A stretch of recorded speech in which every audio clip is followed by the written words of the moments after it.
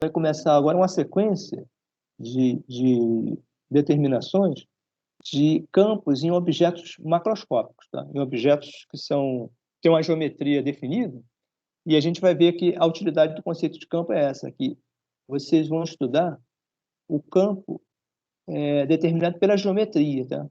Que é altamente particular. Tá? Então, são objetos que têm extensão, têm volume, têm área, né? E a gente vai estar interessado em determinar o campo desses objetos. Agora, uma coisa importante depois que vocês vão ver é que, independente da geometria do objeto, quando vocês passarem o limite, quando a distância é muito grande do objeto, ele tem que se reduzir ao campo de uma carga pontiforme no centro do objeto. Lembra daquele teorema que a gente já falou, o teorema das caixas? Qualquer que seja a geometria de um objeto, se ele estiver carregado, o campo nas imediações dele é muito complicado, porque depende da geometria. Né? Mas se vocês forem se afastando do objeto, em perspectiva o objeto vai encolhendo. Né? Então, a uma distância grande, o objeto se reduz a um ponto. E nessa situação, então, o campo, a uma distância grande, tem que sempre voltar ao campo de uma carga pontiforme, uma carga em forma de ponto. Tá? Então, isso aqui a gente vai ver mais adiante. Agora aqui, os objetos que a gente vai investigar, objetos macroscópicos, ou até microscópicos também, mas com a extensão, objetos que têm extensão no espaço. Tem uma sequência de 3 cálculos aqui que vão envolver algumas integrações, porque são somas de cargas ao longo de extensões contínuas. Tá? Então, o primeiro objeto que a gente vai investigar é um anel. É um anel, barra um anel carregado. Tá? Então, se vocês pegarem um anel metálico e colocar uma carga aqui nele, como as cargas não têm como se concentrar em lugar nenhum, elas vão se espalhar entre si de modo que elas fiquem o mais distantes possíveis umas das outras. Então, isso vai fazer com que haja uma distribuição uniforme, tá? De carga em cima aqui do anel. Tá? E a gente vai estar interessado, então, aqui no campo de uma...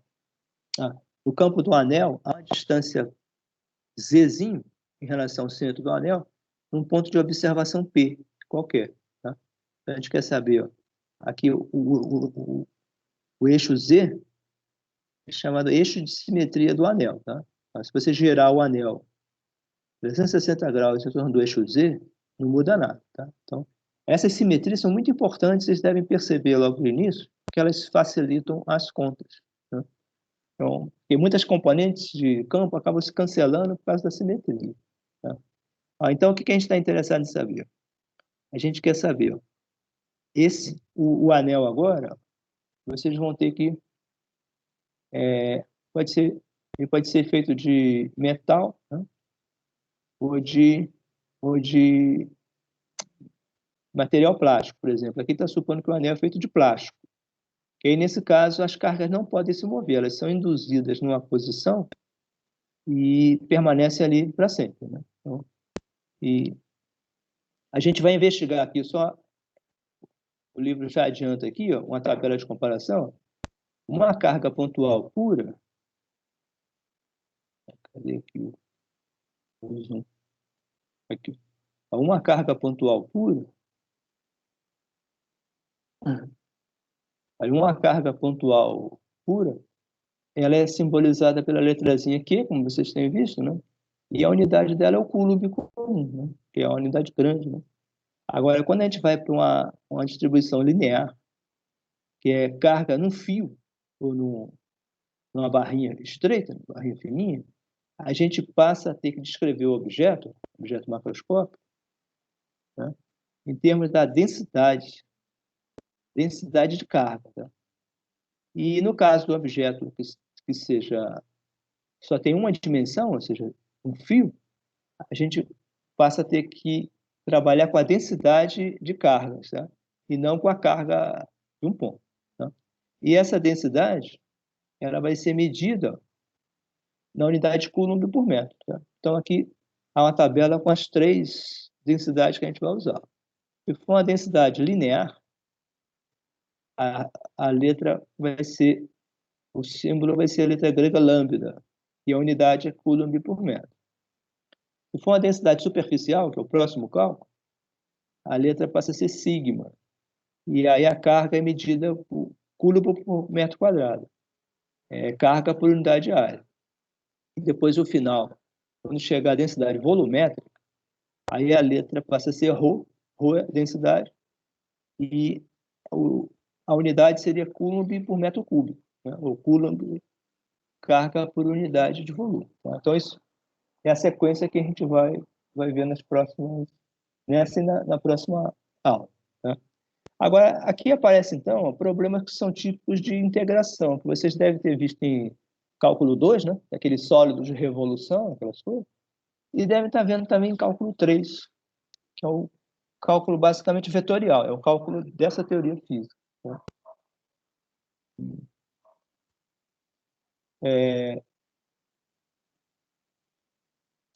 Então, ó, os problemas que aparecem aqui são os problemas típicos de integração. Aí, como o número de cargas é muito grande, né, vocês têm que dividir o anel, né, em elementos de cargas muito pequenininhos. Né? E nesses elementos de carga pequenininhos, aí vocês aplicam a mesma lei de campo, né, o campo de Coulomb, que seria aplicado por uma carga pontual. Tá? Aí só que vocês vão obter dessa carguinha só um campo que, em vez de ser o campo total, é só um campo diferencial. Tá? É o campo produzido somente por aquele pequeno elemento de carga. Tá? E aí, no caso, como está mostrado aqui, é só esse campinho aqui. Tá? Esse campinho DEzinho é o campo diferencial produzido pela carga que está contida no elemento DS, uma carga DQzinho. Tá? Aí, o que vocês vão ter que fazer aqui? Ó? Vocês vão ter que somar todos os campos, né, ao longo do anel. Tá? Vamos supondo que o anel é positivo, né? Os campos sempre vão estar para fora. Aí vocês vão somar todos eles, tá?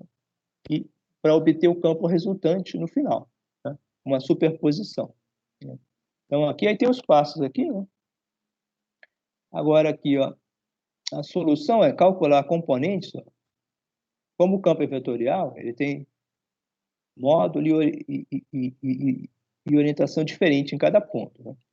Então vocês têm que fazer aquela decomposição que vocês estão acostumados a fazer, decompor o campo nos eixos, tá? Nesses casos aqui, somente x e y, né? Mas em outros casos pode aparecer o eixo z também. E vocês explorem as simetrias do problema para tentar fazer com que componentes se cancelem e facilitar o trabalho, tá? Então, tem que estar muito atento nessa questão das simetrias. E o terceiro problema é quando, para somar isso tudo, né, vocês sempre vão cair no integral, tá? Então, pode ser uma integral ao longo de uma linha, pode ser integral ao longo de uma superfície, integral de volume. Né? Então, essas técnicas de integração são basicamente aquelas que vocês já aprenderam no cálculo 2. Tá? Mas alguma coisa nova vai aparecer do cálculo 3, que é especificamente feito para esse nossa área da física, tá? Eletromagnetismo. O cálculo vetorial ele foi desenvolvido especificamente para essa atividade. Né? Bom, agora então os detalhes do campo não, do cálculo, né? Você tem que, primeira coisa, né, definir quanto de carga tem num pedacinho do um pedacinho do arco, ou melhor, do anel, né? Um pedacinho DS vai ter uma carga dQzinho. Então, como o lambda é calculado como a carga total no anel dividido pelo perímetro, né? O lambda não está aqui, mas ele é o Qzinho dividido por 2πr, né? 2πrzão, tá? Então, o raio do círculo é rzão, né? O perímetro dele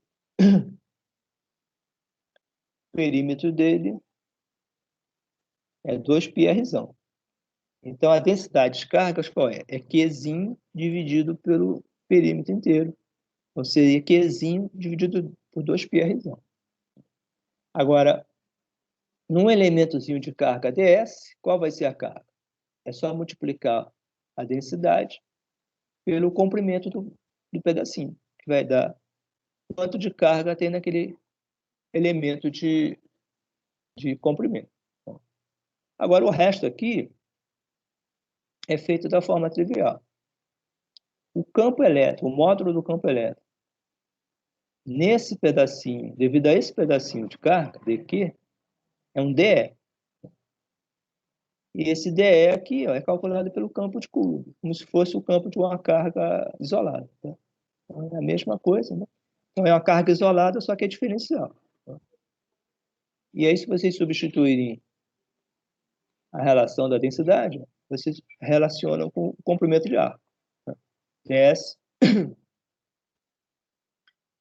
é o comprimento aqui de arco do, do elementozinho de arco do anel. Tá? Agora, esse raio aqui, a gente sabe como calcular, né? O raio é raiz de Z2 mais R2. O raio aqui, o raio é a distância, essa distância entre o ponto P e o elemento de arco, ds. Então, esse raiozinho aqui, ó, é o Pitágoras de Zzinho e Rzão, né? Que é o Pitágoras convencional aqui. Né? Ó, esse aqui. Né? Então, o que acontece? Escrito em termos de Zzinho e Rzão, o elemento de campo, ó, se torna essa expressão 22,12. Né?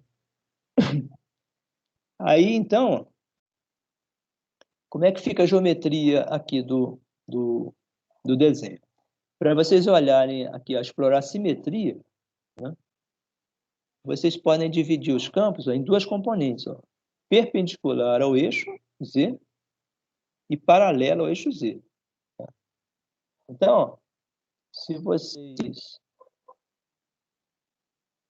observarem o desenho, vocês vão ver o seguinte, ó, nessa posição, no ângulo, o ângulo aqui não é mostrado, mas é o ângulo polar aqui, ó, o ângulo em relação ao plano x e y. Tá? Então, para um certo ângulo qualquer aqui, vocês têm a carga apontando, o campo apontando nessa diagonal para cima. Tá?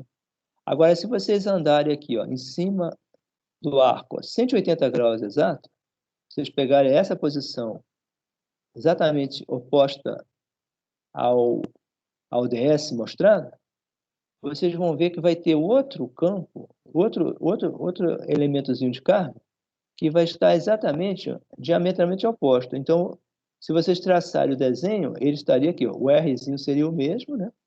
E o campo, dessa vez, ó, ele vai estar diagonal para a direção oposta. Tá? A mesma diagonal virada para a esquerda. Tá? E, nesse caso, então, vocês se vocês somarem essas duas componentes, que estão diametralmente opostas, vocês vão ver que as componentes perpendiculares, elas são iguais em módulos e de sinal contrário. Elas vão se cancelar, tá? Então, desaparecem. Agora, as componentes paralelas ao eixo, né, seria o dE cosseno de θ, as duas vão estar paralelas, vão se somar. Tá? É o caso dessa figura aqui. Ó. Então, o que acontece? Aqui são dois ângulos azimutais, tá? Aqui no ângulo polar, aqui o ângulo polar são os ângulos azimutais. Eles mostram o campo de dois elementos de carga que estão entre si com 180 graus de afastamento. Tá? Então, vocês têm um campo, por exemplo, para a direita e tem o mesmo campo do outro elemento para a esquerda. Tá? Então, as componentes perpendiculares esquerda e direita são iguais e simétricas, a soma delas dá zero. Tá? Então, desaparece no cálculo. Agora, as componentes para cima, elas são a projeção do dE com esse cosseno de θ. Tá? Então, dE cosseno de θ tem duas componentes aqui, paralelas. Então, o campo total resultante nessa direção para cada elementozinho de arco vai ser 2 vezes dE cosseno de θ. Tá? Então, quando vocês gerarem isso aqui tudo, vocês gerarem ao longo do ângulo azimutal, 360 graus, vocês vão somar todas as componentes. Né? E aí vai dar o campo resultante. Tá? Então, essa parte aqui. As componentes perpendiculares se cancelam, né? E as componentes paralelas se somam. Tá? Agora, para fazer o cálculo dessas componentes paralelas, são essas aqui, essas componentes sobrevivem. dE cosseno de θ. Tá? O cosseno de θ, aqui por definição do ângulo coordenadas esféricas aqui, cosseno desse ângulo, θ, por definição é o quê? O cateto adjacente, Zzinho, dividido pela hipotenusa, que é Rzinho. Então, isso é a mesma coisa que você já deve ter feito no cálculo 2. Né? Cálculo 1 também. Então, cosseno de θ, Zzinho sobre o raio. E de modo que no final, o dE cosseno de θ, fica essa expressão aqui, em termos dos parâmetros do arco, tá? Da distância de observação. Agora, o último passo é obter o campo resultante, né? O campo total. O módulo do campo total é a soma desses módulos em cada ponto, tá? E variando ao longo do ângulo azimutal, o ângulo do plano XY. Aí se observa uma coisa interessante nesse cálculo, facilita tudo, e tudo é constante, tá? Mantendo esse ponto P fixo, Zzinho constante, Rzinho constante, só varia o ângulo, esse ângulo que não é mostrado aqui, ó, o ângulo azimutal, que seria o ângulo φ.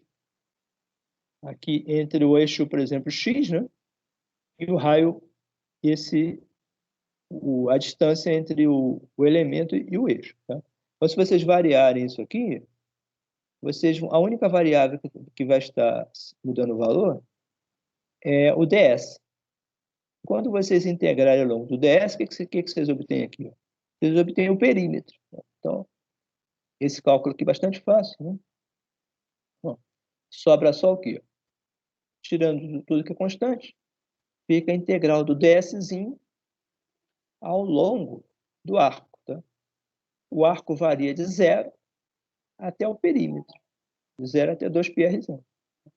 Então, substituindo aqui o integral ds5 da S, nesses limites, vai dar 2πr em cima. Tá? Então, ele multiplicou aqui, ó, z lambda, né, vezes 2πr. Então, integral bastante simples. E ajeitando de novo aqui, ficou esse aqui o campo do anel. Tá? O campo do anel é carregado. Okay? Agora, aqui nesse ponto, ó, vocês podem observar aquele limite que eu disse para vocês no início, que permite que vocês verifiquem qualquer cálculo. Se qualquer cálculo para um objeto macroscópico, ele tem que cair no limite no campo de uma carga pontual. Tá? Então, se vocês colocarem aqui, ó, esse Z2 aqui em evidência, tirarem ele da expressão, o parênteses, o Z2 colocando em evidência, ele vai estar elevado a 3 meios. Né? Então, ele vai sair aqui como Z3. Né? Vai ficar, dentro desse parênteses, vai ficar 1 mais Rzão ao quadrado sobre Z2. Quando vocês passarem o limite, então, para uma distância muito grande em relação ao anel, o Z tende a infinito. Tá? Quando o Z tende a infinito, esse segundo termo, que vai ficar a razão do Rzão do Z2, ele tende a zero. Então, esse termo aqui vai virar o quê, então? Vai ficar só Z3 embaixo. Tá? Vai ficar 4π0 Z3. Como tem um Z em cima, Z de cima com Z3 de baixo corta uma potência, e vai ficar só Z2 embaixo. Tá? Então, esse limite aqui, ó, quando o Z tende a infinito, o Z é muito maior que R, ele tende ao quê? Ó? 1 sobre 4π0, Q sobre Z2. Tá? E vocês lembram que isso aqui é o campo do quê? É o campo de uma carga pontual colocado no centro do anel, tá? Então, ó, vocês imaginam sempre isso, ó. Se vocês forem se afastando muito aqui na direção do eixo Z, em perspectiva, o que acontece? É como se o anel estivesse encolhendo, tá? À medida que vocês vão andando, o Z, vocês vão vendo na perspectiva o anel com raio cada vez menor, né? Então, como vocês veem de noite, por exemplo, faróis de um carro que vem muito longe, se vocês olharem a distância muito grande, vocês só veem um ponto de luz, tá? Porque os dois faróis, eles se fundiram, porque a distância entre eles é irrelevante numa distância muito grande de observação. Agora, à medida que o carro for se aproximando, aí vai chegar um ponto que os dois pontos de luz vão se ficando um pouco achatados, vão virando um charuto, né? E chega um ponto que você consegue começar a distinguir os dois pontos de luz, tá? E, eventualmente, para uma distância maior, você vai ver que os dois pontos estão separados, tá? Então, por exemplo, à noite, se você olhar um carro de longe, você pode confundir, por exemplo, com uma motocicleta, achando que é um ponto só de luz, tá? Mas depois você vai ver que, à medida que ele se aproxima, os dois pontos se separam e mostram a geometria, tá? A geometria, no caso, seria a frente do carro. Então, tem esse efeito de perspectiva. Isso vale aqui também para as cargas, tá? Então, se você olhar muito de longe, esse anel aqui, ele encolhe e vira um ponto. Se ele virar um ponto, a gente sabe qual é o campo que tem que acontecer. O campo teria que ser o quê?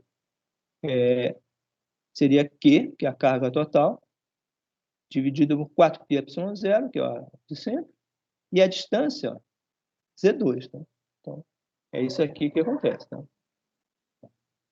Então, esse tipo de cálculo, ele normalmente é complicado, mas sempre é possível, no final, verificar se ele está certo, tá? Esse limite aqui, ó, sempre tem que ser satisfeito, tá? Então, a uma grande distância, o anel aparece uma carga pontual, tá? Agora, outro limite importante aqui, ó, é se vocês se aproximarem muito do centro do anel, tá? Se vocês se aproximarem do centro do anel, aí vocês vão ver uma coisa curiosa aqui. Aqui no centro, o campo é zero, tá? Então, coisa curiosa do anel, nesse ponto aqui do centro, o campo é zero, tá? Então, esse resultado mostra uma coisa curiosa. Exatamente no centro do anel, a força resultante seria zero, tá? Então, em tese, né, uma carga poderia, por exemplo, negativa, ou mesmo uma carga positiva, poderia ficar aqui exatamente no centro do anel, tá? Para que uma carga positiva, esse ponto seria absolutamente instável, tá? Porque ele seria zero, né? Mas qualquer pequeno deslocamento para a esquerda ou para a direita, apareceria sobre ele aqui uma força que vai apontar para longe do anel, tá? Depois, se vocês vão ver mais adiante a definição aqui a definição contrária, que é a gente definir o campo dividindo a força pela carga, tá? Depois vocês podem agora fazer o contrário, saber a força que um campo faz sobre uma carga, simplesmente pegando o campo dele e multiplicando pela carga, tá? Então, que é a definição inversa, né? Então, ó, a força que o anel faz sobre qualquer carga, por exemplo, que esteja aqui no eixo, vai ser o campo produzido pelo anel vezes o valor da carga da partícula que esteja colocada no ponto. Por isso que a gente definiu tudo em termos de campo, que a gente vai estar preocupado com o campo de um certo objeto, tá? No caso, por exemplo, aqui o anel. Agora, daí em diante, a gente vai querer saber o seguinte: se uma partícula qualquer é colocada próxima do objeto, ele vai sentir o campo, tá? Lembra que no início a gente falou isso, que as partículas sentem a presença de outra através do campo, tá? Então ele vai sentir o efeito desse campo e vai se movimentar de acordo com a direção do campo do objeto, no caso do anel, tá? Então, esse caso aqui,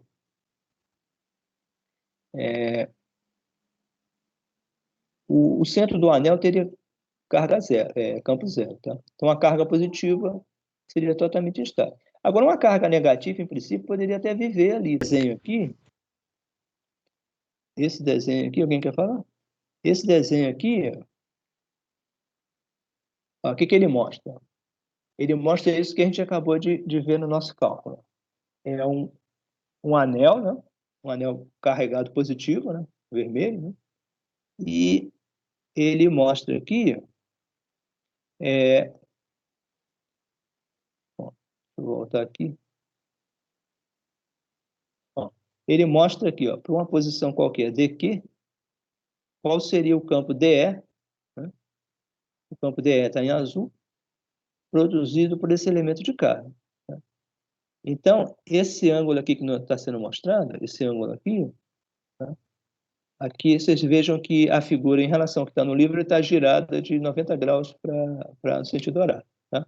Esse eixo aqui é o eixo Z, né? Esse eixo do centro do anel é Z, e esses outros aqui, ó, um é X e o outro é Y. Tá?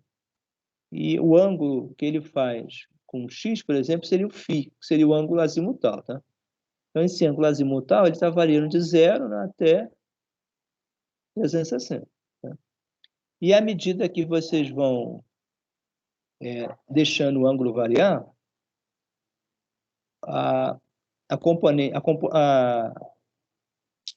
o elemento de carga produz, ó, um elemento de campo DE. Tá? Então, ó. Aí, se vocês pensarem naquela posição inicial, quando ele passar na posição ao contrário, deixa eu ver se eu consigo frear aí, né? Essa posição ao contrário. Aqui assim, mais ou menos. Ó. Então, imagina que quando ele estava aqui em cima, o eixo Y, por exemplo, o campo estava exatamente, ó, apontando na diagonal para baixo. Né? Quando ele andou aqui a 180 graus, o campo passou a apontar na diagonal para cima. Tá? Então, o que acontece?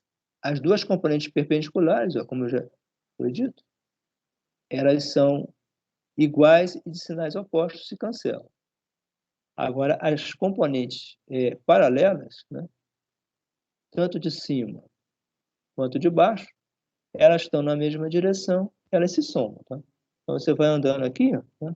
Agora, a segunda sequência da animação vai mostrar o valor do campo total. Tá? Então, ele vai integrar aqui, ó, vai se integrar. Tá? Esse aqui, então, ó, seria o campo só desse pedacinho.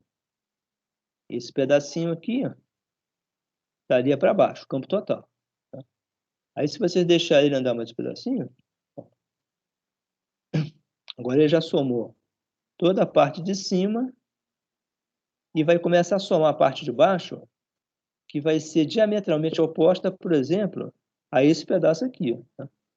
Então, o que vai acontecer? Ó? O vetor que estava todo para baixo, ó, devido ao semicírculo superior, ele vai começar a receber componentes negativas, ó, essas de baixo. Tá?